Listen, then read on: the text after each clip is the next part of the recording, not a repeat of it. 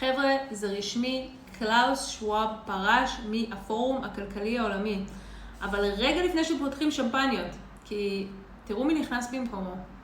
אז כן, קלאוס שוואב פרש מהפורום הכלכלי העולמי. So that we penetrate the cabinets. Nobody will be safe if not everybody is vaccinated. That in 10 years when we are sitting here, we have an implant in our brains. The World Economic Forum is now very much engaged into this initiative of shaping a great reset for the post-corona era. אבל לפני שאתם יוצאים לחגוג ברחובות, תכירו את שוואבי ג'וניור.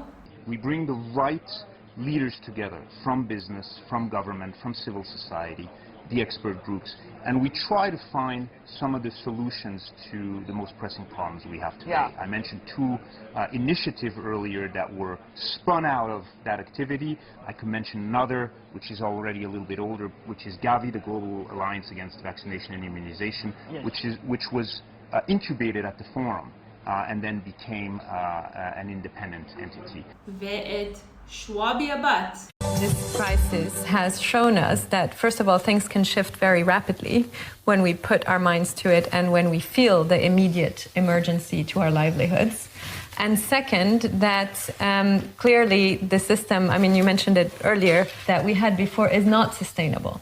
So I see it as a tremendous opportunity to really, to have this great reset and to use this huge flows, of money, to use the increased levers that policymakers have today in a way that was not possible before. שניהם, איך לא, חברים בפורום הכלכלי העולמי.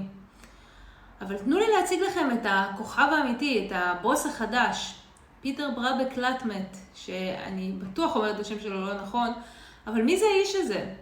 לשעבר מנכ"ל ויושב ראש נסטלה, והוא בדיוק כמו שאתם מדמיינים, אולי אפילו יותר גרוע. הנה 5 סיבות מדוע זה לא שינוי לטובה. In the world's poorest countries, around 1 in 4 children are engaged in child labour. The world's biggest food company, Nestle. The Nestle company. Nestle collects millions of gallons a year from springs in Southern California. Would you agree with me that your product should not be used where there is impure water? They are taking the water that should not be owned by anybody. Using indentured servants in parts of Asia, of using child slave labor in parts of Africa. They've been trying to steal water everywhere from Brazil to Flint, Michigan. When it comes to corporations operating without any regard to human health and safety, the Nestle Corporation really seems to be in a league all of its own. What's going on with this company? מספר 1. מים הם לא זכות אדם. ציטוט שלו. Well, we are using in the United States about 400 liters per day. So this 380 liters of water, I don't think this is human right, and this should have a price. Why? Because if we do not put a price, we will not make the investments which are necessary in order to use the most precious of the resources that we have in a more responsible manner. בראיון מ-2005, פיטר אמר במפורש, מים אינם זכות בסיסית של בני אדם. לדבריו, מים צריכים להיות מוצר מסחרי שבבעלות תאגידים. תבינו לבד איזה עולם הוא מקדם, כן? תחליפי חלב אם על חשבון חיי תינוקות. So if our goal is to get mothers to choose baby formula over their own breast milk, all we gotta do is to get their doctors to tell them to. So you start Nestle's 1970s influencer campaign to basically get doctors to say, formula good, breast milk bad. You pay doctors and nurses to suggest your formula as an alternative to breast milk? And in places like Asia and Africa, you even hire saleswomen, dress them up like nurses, and get them to hand out free samples and medical advice. And you make sure that these free samples are just big enough that by the time they run out, these mothers would have stopped making breast milk naturally, cementing a profitable, loyal customer. במקום להודות בטעות שנסלה עשתה, הוא הגן על השיווק האגרסיבי של תחליפי חלב אם במדינות שאין בהם מים נקיים. תוצאה, אלפי תינוקות שחלו ומתו. והוא אמר שזה טוב לתינוקות. How many babies would you say a company would have to kill before people would stop buying their products? If your answer is anything over 1, I'm concerned for you. But you're not wrong.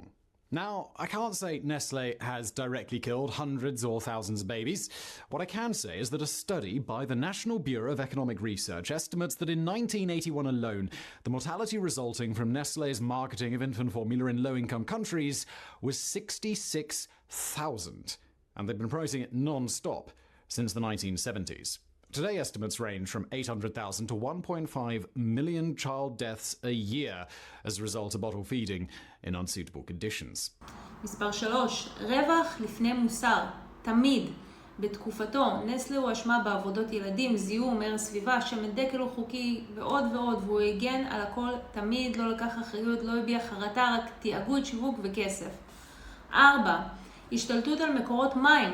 נסלה רכשה גישה למקורות מים ביבשות שלמות כמו אפריקה, דרום אמריקה, גם בקנדה וקליפורניה, בזמן שתושבים סבלו ממחסור.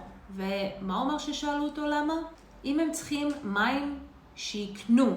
עיצוב מדיניות עולמות לפי אינטרסים של תאגידים. פיטר הוא לא רק מנכ"ל, הוא מעצב דעת קהל, יושב בפורומים כמו בדאבוס, מקדם הפרטה, שליטה במשאבי טבע, ביטול רגולציות. הוא רוצה תאגידים במקום מדינות, שליטה תאגידית עולמית. Nestle is the largest food and beverage corporation in the entire world. They own over 2,000 different brands and sell chocolate, cereal, coffee, baby food, water, ice cream, and so much more. In fact, it would be difficult to go shopping and not buy something that's owned by Nestle. And yet, the company is accused of some truly horrific things, including child slavery, killing babies, exploiting the poor, claiming water shouldn't be a human right, and countless other scandals. So, what's the truth? And if Nestle really is this evil, how are they getting away with it? אז בפעם הבאה שאתם שומעים שמשהו השתנה שם למעלה, תבדקו מי באמת נכנס לנעליים האלה, כי לפעמים הרשע האמיתי הוא רק מחליף תחפושת. אם אהבתם את הסרטון הזה, לחצו לייק, שתפו ואל תשכחו להירשם, זה הזמן להתעורר. חולה עליכם ונתראה בווידאו הבא. ביי.